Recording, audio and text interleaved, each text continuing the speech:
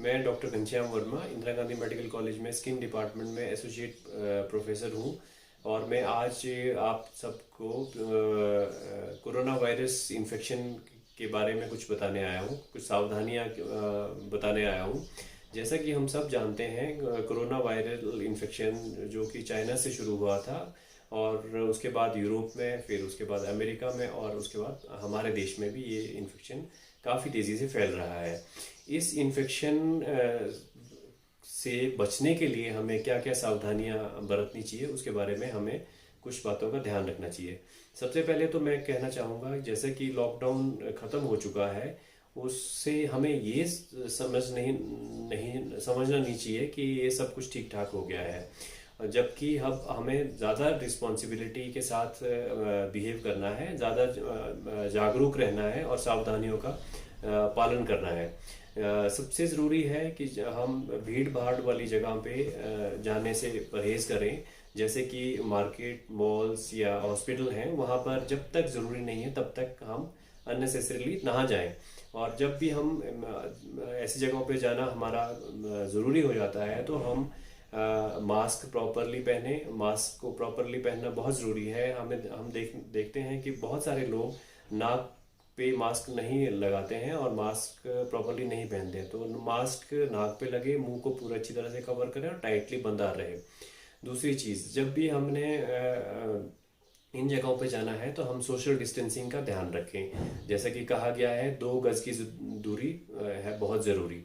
और उसी तरह से जब भी हम बाहर गए हैं तो हम हैंड हाइजीन का भी ध्यान रखें। अगर पानी, साबुन और पानी अवेलेबल है तो हम अब बीच बीच में साबुन और पानी से अपने हाथ धोएं। अगर साबुन पानी अवेलेबल नहीं है तो हम अल्कोहल बेस्ड सैनिटाइज़र का यूज़ कर सकते हैं अपने हाथ को साफ रखने के लिए। इसी तरह से हमें कुछ रेस्पिरेटरी हाइजीन के पॉइंट्स का भी ध्यान रखना चाहिए, जिसमें कि जब भी हमें कोई छींक आती है या खांसी होती है तो हम खुली हवा में छींके या खांसे नहीं, हम अपनी कोहनी या बगल में खांसें, ताकि इससे दूसरों को इन्फेक्शन ना जाए। और थूकना तो बिल्कुल मना है, कहीं भी सार्वजनिक जगह पे थूके ना, जो कि अब दंडनीय अपराध भी बना दिया गया है। और इसी तरह से अगर हमें हॉस्पिटल जाना बहुत ज़रूरी है तो हम पहले तो हम अपने डॉक्टर जो ट्रीटिंग फिजिशियन है उससे फ़ोन पे ही परामर्श लें। अगर फ़ोन पे वो हमें हॉस्पिटल ना आने को कहें तो हम उनकी कही गई जो भी इंस्ट्रक्शंस हैं उसको फॉलो करें। और दूसरा ये है कि कुछ लोगों में देखा गया है कि वो स्वयं ही दवाइयाँ लेनी शुरू कर देते हैं, जैसे कि सेल्फ मेडिकेशन। कुछ दवाइयाँ जैसे कि हाइड्रोक्सी क्लोरोक्विन या एजिथ्रोमाइसिन नाम की दवा खुद लेना शुरू कर देते हैं। तो हमारा आग्रह रहेगा कि पेशेंट्स इन दवाइयों को खुद से ना लें, क्योंकि इन दवाइयों के कुछ सीरियस साइड इफ़ेक्ट्स देखने में आते हैं, जिसमें कि सडन डेथ्स तक रिपोर्टेड है। तो सेल्फ मेडिकेशन ना करें। और इस इन्फेक्शन के बारे में एक चीज़ और ज़रूरी है कि ये बहुत ही माइल्ड इन्फेक्शन है मेजॉरिटी ऑफ पेशेंट्स में, और बहुत कम पेशेंट्स हैं जिनमें ये एक खतरनाक इन्फेक्शन का रूप धारण कर लेता है। जो लोग पहले ही किसी बीमारी से ग्रसित हैं, उनमें कोमॉर्बिडिटीज़ है, डायबिटीज़ के फॉर्म में, ब्लड प्रेशर के फॉर्म में, किडनी डिजीज़ के फॉर्म में, या उनको कोई ऑर्गन ट्रांसप्लांट हुआ है, या वो वैसे ही इम्यूनो कॉम्प्रोमाइज्ड है, चाहे उनको HIV एड्स है, या फिर वो कोई ऐसी दवाएं जो हमारी इम्यूनिटी को कम करती हैं उनका सेवन कर रहे हैं, जैसे कि स्टेरॉयड ले रहा है कोई पेशेंट, या बहुत सारी एंटी कैंसर दवाइयाँ आती है जिनसे इम्यूनिटी कम होती है, और भी बहुत सारी दवाइयाँ हैं जो कि इम्यूनिटी कम करती है, तो उन लोगों में ज़्यादा रिस्क देखने को मिलता है। तो एक चीज़ और, अगर किसी को ये इन्फेक्शन हो गया है तो वो पैनिक ना करें, और जब भी इन्फेक्शन हो गया तो अपने को आइसोलेट करें और अपनी डाइट का ध्यान रखें, बैलेंस डाइट लें, एक्सरसाइज करें, योगा करें, इन चीज़ों का ध्यान रखें। और जहाँ तक स्किन और कोविड की जो बात है उसके बारे में मैं कहना चाहूँगा कि हमें देखने में आया है कि जब भी हम OPD में बैठते हैं स्किन डिपार्टमेंट में, तो बहुत छोटी छोटी समस्याओं को लेके भी आजकल पेशेंट हॉस्पिटल में रश कर रहे हैं, भीड़ कर रहे हैं, जो कि गलत है।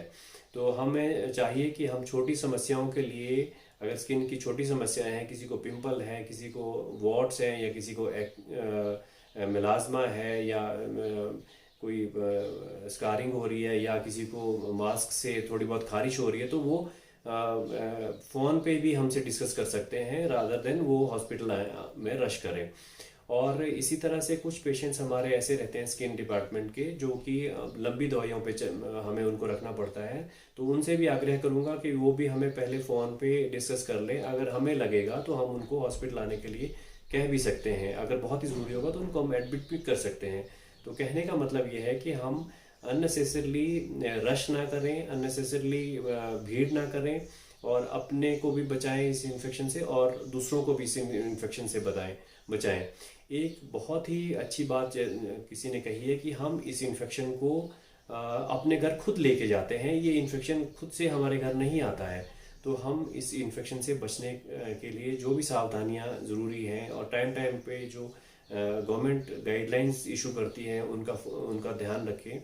और एक चीज़ और मैं कहना चाहूँगा कि जैसे कि हमारे अस्पताल में, इंदिरा गांधी मेडिकल कॉलेज में ई संजीवनी एक ओपीडी का भी शुभारंभ कर दिया गया है, जिसके माध्यम से हम डॉक्टर से कंसल्ट कर सकते हैं, उन्हें अपनी समस्या बता सकते हैं और वो हमें अपनी समस्या का निदान, आपकी समस्या का निदान हॉस्पिटल बिना आए ही कर सकते हैं। तो इन चीज़ों का ध्यान रखें और सोशल डिस्टेंसिंग का ध्यान रखें, हैंड हाइजीन का ध्यान रखें और अननेसेसरली भीड़ भड़क्का वाली जगहों पे ना जाएं। और अगर किसी को हो भी गया है तो उसको स्टिग्मा के रूप में ना देखें, क्योंकि आजकल देखा जा रहा है कि इसको एक स्टिग्मा के तौर पे भी लोग इस बीमारी को देख रहे हैं। तो ये तो किसी को भी हो सकता है, इसमें कोई स्टिग्मा वाली बात नहीं है। तो ये सारी सावधानियां अगर हम बरतेंगे तो हम खुद को भी और अपने परिवार को, अपने बुजुर्गों को भी इस इन्फेक्शन से बचा सकते हैं। और जैसा कि इस इन्फेक्शन से सबसे ज़्यादा डर सबसे ज़्यादा खतरा हमारे माता पिता, हमारे बुजुर्ग माता पिता और हमारे छोटे बच्चों को है, तो उनको इस इन्फेक्शन से बचाने के लिए इन सावधानियों का ध्यान रखना बहुत ही ज़रूरी है।